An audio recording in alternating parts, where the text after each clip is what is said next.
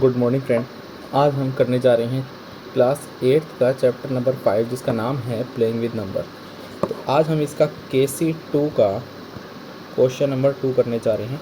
ठीक है, तो इसमें क्या कर रखा है, इसमें क्या रखा है कि let E is equals to, क्या दे रखा है, let E is equals to 3, B is equals to 7, B की वैल्यू कितनी दे रखी है 7, A is equals to 4, find the other puzzle. इसके अंदर बाकी हमारे को नंबर निकालने हैं। तो इसके अंदर एक तो बी है, एक ए है, एक एस है, एक ई है, एक एल है, एक एम है और जी है। तो भैया मैं ये बताना चाहता हूँ कि जब कभी भी प्लस का निशान हो और यहाँ पर दो मंजिल इमारत हो, तो यहाँ पर जो लास्ट नंबर होगा ना और जिसके ऊपर कुछ नहीं होगा, तो बेटा हमेशा उसकी वैल्यू 1 होगी, यानी कि यहाँ पर जी की वैल्यू कितनी होगी 1। ये तो पहली टिक लगा लो। ठीक है, दूसरी बात करते हैं, इसमें दे क्या क्या रखा है, बी की वैल्यू दे रखी है 7, ठीक है, ए की वैल्यू दे रखी है 4 और क्या दे रखा है हमारे को, ई की वैल्यू दे रखी है। ठीक है, अब हमारे को निकालना किस किस की वैल्यू है, एस की, एल की और एम की वैल्यू निकालनी है। तो चलो स्टार्ट करते हैं। ठीक है, तो यहाँ पे मैं लिख देता हूँ ई की वैल्यू कितनी दे रखी है, ई की ये वाली जगह है, ई की जगह रख देते हैं 3 और इधर भी 3 लिखनी है।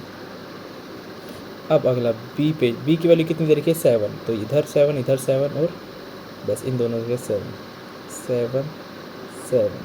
ठीक है, और ए की वैल्यू कितनी दे रखी है 4, ए की वैल्यू 4 4 4। देखो यहाँ 4 लिखा है मैंने, यहाँ पे 4, यहाँ पे 4, यहाँ पे 4। और फाइनल हमारे पास ये बन के आता है। मैंने आपको जैसा पहले बताया था, फिर से बता रहा हूँ कि जो लास्ट में होगा उसकी वैल्यू हमेशा 1 होगी, सोचने की ज़रूरत है नहीं। ठीक है, अब आगे करते हैं, यहाँ से करते हैं। पहली जो इक्वेशन होगी इसकी हेल्प से देखते हैं, पहली जो इक्वेशन होगी वो क्या बनेगी। सबसे पहले लिखेंगे अकॉर्डिंग टू फर्स्ट कंडीशन, पहली कंडीशन के according 3 plus L is equals to S, 3 plus L is equals to 1, तो इसको हम 1 मान लेंगे फर्स्ट इक्वेशन।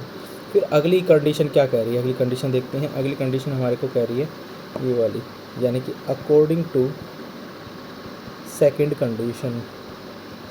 सेकंड कंडीशन क्या कह रही है, सेकंड कंडीशन कह रही है s plus L is equals to 3। अब ये जो s की वैल्यू है ना, ये जो s की वैल्यू है, ये s की वैल्यू क्या है 3 प्लस एल, ये चुपचाप उठा के इधर पुट कर दो। ठीक है, तो मैं इधर पुट कर देता हूँ,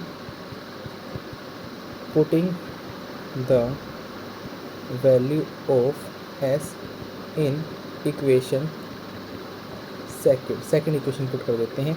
तो ये वाली वैल्यू s की है, ये चुपचाप इधर आ जाएगी उठ के। ठीक है, तो यहाँ पर क्या बचेगा, तो यहाँ पर आ जाएगा, देखो l इज इक्वल्स टू 3 तो अपनी जगह पे, और s की जगह में क्या लिख दूंगा, s की जगह लिख दूंगा 3 प्लस एल। तो यहाँ पर क्या बन गया, यहाँ पर बन गया 3 plus 2l is equals to 3। ये 3 उधर जाके क्या हो जाएगा -3 -3 बचेगा 0, यानी कि 0 आ गया। और यहाँ पे बचेगा 2l। एल की वैल्यू कितनी आ जाएगी, L is equals to 0 divide by 2, यानी कि 0 आ जाएगा। एल की वैल्यू कितनी आ गई 0। तो भैया इसके अंदर ऐसे डब्बे लगाना। ठीक है, अब यहाँ पे लिखेंगे एल की वैल्यू हमारे को किस में डालनी है, इसमें डालनी है। ठीक है, तो यहाँ पे लिखेंगे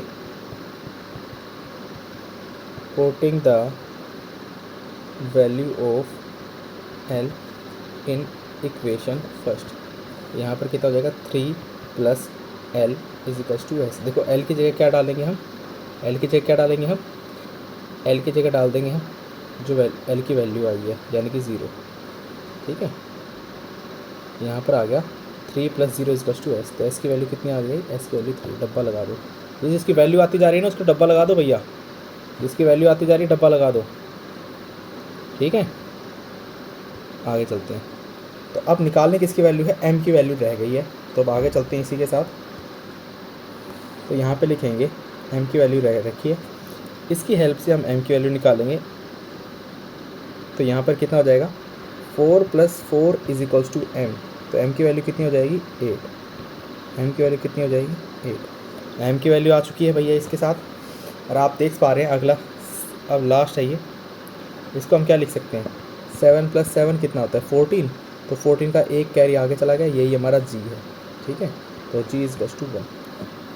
आप इसको कॉपी कर लीजिए, नहीं तो स्क्रीनशॉट क्लिक कर लीजिए। ठीक है, ये आपका आंसर है। Thank you.